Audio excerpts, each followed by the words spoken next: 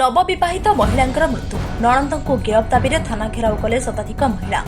अभयचंदपुर थाना अधीन बड़कुजंग ग्राम गत शनिवार रात्रि एक अभावनीय घटन नवविवाहित महिलांकर मृत्यु होता। गड़कुजंग ग्रामर सुभाष महंती झील सोनाली सुचिस्मिता महंती से ग्रामर अभिराम साहू एकमात्र पुओ अरविंद साहू सहित गत डिसेम्बर मास 4 तारिख में वैदिक रीति विवाह परिवार बुझाणा होता। स्थानीय अभयचंदपुर थाना झीर बापा सुभाष महंती लिखित अभियोग करते झील सोनाली तार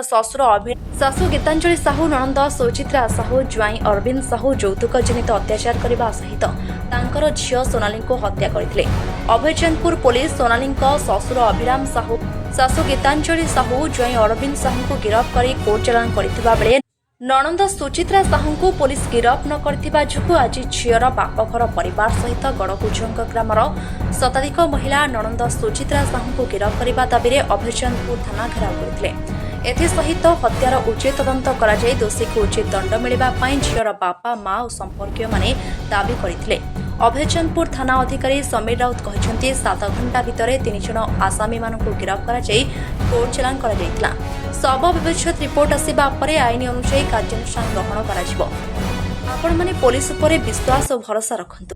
पुलिस निरपेक्ष भावे तदंत जारी रखिछि बोली थाना अधिकारी श्रीयुक्त राउत प्रतिश्रुति देबा परे महिला माने धावनारू ओहरी जाइथिले। जगतसिंहपुर प्रशासनिक रिपोर्ट एएम मीडिया 24। बेबिना भाई मु चाहूची जेहेतु से आम झील को मारी आम न्याय आ फांसी ए दीटा मु चाहूची आ किछि चाहूनी।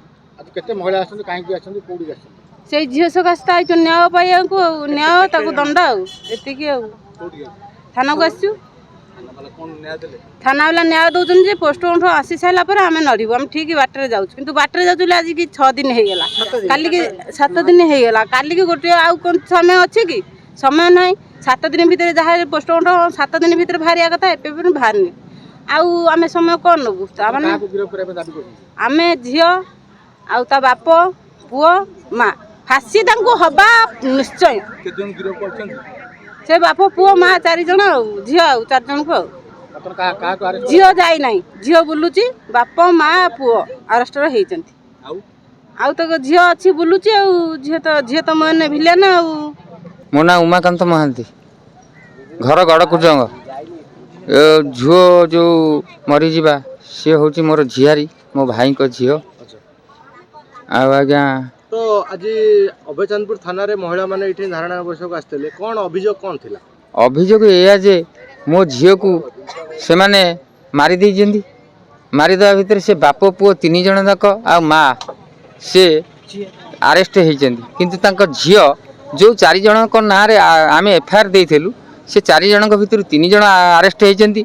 आउ जणे ता झुओ जी झुओ एवं ज्वाई से बाहर पूरा खोलाम खोलाम बुलुचंती सेति पई आमे अभिपुर चांद थाना को आसी या घेराव करछु जे सेमान को तुरंत अरेस्ट करा जाऊ को माने जणे जे रही गले जे ता नणंद को अरेस्ट करा जाऊ। तो बाकी जो तदंत सापेक्ष अछि तदंत रिपोर्ट आसला पर थाना वाला कहउछन कार्यानुष्ठान नेबे अभयचंदपुर आइस कहउछन से संपर्क कोन आ थाना वाला कोन कहउछन आमे कहउछु तांकु दाबी रखिछु जे सेमान को कठोर कठोर शास्ति दिया जाऊ सेमान को फांसी दिया जाऊ कारण मो झील तो मरी गला से माने रही कि कौन हम मोर एटा दाबी रही मो झील मरी जाई भाई। हां नाटक मो ना कल्याणी महांती से झील जेजमा सीधा मर्डर कर आम चाहूँ पुलिस आमको न्याय दिंतु फांसी हुकुम हो आमर जा आत्मा शांति हम प्रतिशोध से थाना थाना कहीं आइथला थाना को आई से न्याय मागिया को बाप न्याय मागिया को आमको अलमिल बल बताई जे आम सब करुचु कर तुम चापिकी रहीकि तुम कि न्याय दौच झुओ तार बुलेला बोपा माँ पुटुली आणिक तुम पेटुलिक रखीच कहीच से आमको कौन न्याय मिल पुलिस में काको अरेस्ट करछंती क्या 3 जन को अरेस्ट कर आउ जन ता झुओ बुलुची बाहर के अरेस्ट होइछंती ता ससुर सासू पुओ ये 3 जन आ काको अरेस्ट करबो दाबी ता झुओ को दाबी करूँ आम ता झुओ अरेस्ट हो शेष ये फांसी नियंतु से जेम आमर कूल शून्य शून्य हो थाना को आसले कोन कहला ଆଉ ସେ କହୁଛନ୍ତି ଆମେ ବୁଝିବୁନି ତ ରିପୋର୍ଟ ଦେଖିଲେ କହିବୁ ଆମେ ଠିକ୍ ବାଟରେ ଆମେ ଦେଉଛୁ ପୋଷ୍ଟମର୍ଟମ ଦେଖିକିରି ଆମେ ଠିକ୍ ଲାଇନ୍ରେ ଚାଲିଛୁ ତେମେ ଆମକୁ ଡିଷ୍ଟର୍ବ କରନା ତେମେ ଏଠୁ ପଳେଇ ଯା ଯେପର୍ଯ୍ୟନ୍ତ ପୋଲିସ ଏଠୁ ନ୍ୟାୟ ନ ଦେଇଛି ଆମେ ଏଇଠି ବସିକିରି ଦିନ ରାତି ପରମସି ଯେମିତି ମରିଛି ଆମେ ସେମିତି ଥାନାରେ ଆମେ ମରିବୁ। ଅଛନ୍ତି ମହାନ୍ତି କ'ଣ ହେଇଛି ମାଝି କାହିଁ ଥାନାକୁ ଆସିଛନ୍ତି? ଥାନାକୁ ଆଇଛି ମୋ ଝିଅକୁ ମାରି ଦେଇଛନ୍ତି। ମୁଁ ଗଲାବେଳକୁ ମୁଁ କବାଟ ଫିଟେଇଲିନି ମୋତେ ସାଇଜରେ ପୁରେଇଲେନି ମୁଁ ଜବରଦସ୍ତ ପଶିଲି ସେ କହିଲେ ଆମ ମୁନୁ ଆଇଲେ କବାଟ ଫିଟେଇବ। ଆମ ଗାଁରେ ଗୋଟାଏ ଲୋକ ଗଲା ତା ଦୋକାନକୁ ସେ ତାକୁ ଚୂଡ଼ା ଦେବେ ମୁଁ ନୂଆ ବୁଆ ଆଇଛି ବୋଲି ମୋ ସାଙ୍ଗରେ ଆଇଲା ତାକୁ ଘୋଷାରି ନେଇ ପଦାରେ ଛାଡ଼ିଲା। ସେ କହିଲା ହବି ଟିକେ କବାଟ ଫିଟା ଆଜିକାଲି ପିଲା ଭଲ ଥାଏ କି ମନ୍ଦ ଥାଏ ତାକୁ କବାଟ ଫିଟା ଦେଖିଆ ନା ମୋର ପିଆଶାଳୁଆ କବାଟ ମୁଁ ଭାଙ୍ଗିଦେବି ମୁଁ ଭାଙ୍ଗିବିନି ତାକୁ ଘୋଷାରି ନେଇ ପଳେଇଗଲା। ତା ଭାଜା ସେଇଠି ବଇଥାଏ କବାଟ ଟିକେ ଟିକେ ହଲଉଥାଏ ଝୁଅ କତିକି ଫୋନ୍ କରୁଥାଏ ଝୁଅ ମା ଝୁଅ କ'ଣ କଥା ହେଉଛନ୍ତି ବାପା ମୁଁ ଜାଣିନି ଆଉ ମୋ ଝୁଅ ତ ମରିଗଲା ମୁଁ ଆଉ କ'ଣ କରିବି ମୋ ତା ଝୁଅ ଭଲରେ ବୁଲିଲା ମୁଁ ଶିଖେଇକି ମଣେଇକିରି ମୋ ଝୁଅକୁ ମାରିଦେଲା ଆଉ ତା ଝୁଅ ବୁଲୁଛି ପଦାରେ ମୋ ଝୁଅ ମରିଗଲା ଆଉ ମୁଁ ଆଗୁଛି ଏତିକି କଥା ତାକୁ କଠୋରରୁ କଠୋର ଶାସ୍ତି ଦିଆଯାଉ ମୋ କୋଳ ଖାଲି ହେଇଗଲା। କାହିଁକି ତା ବାପା ତା ବୋଉ ତା ଝୁଅ ତା ପୁଅ ଏ 4 ଜଣ ମାରିଛନ୍ତି। କାରଣ ଥିଲା ମୋ ଝୁଅକୁ କହିଲେ ତୋ ବାପା ସଫା ଦେଇନି ତୋ ବାପା ଡାଇନିଂ ଦେଇନି ୱାସିଂ ମେସିନ୍ ଦେଇନି ନା ସଫା କରିବା କ'ଣ କହୁଥିଲେ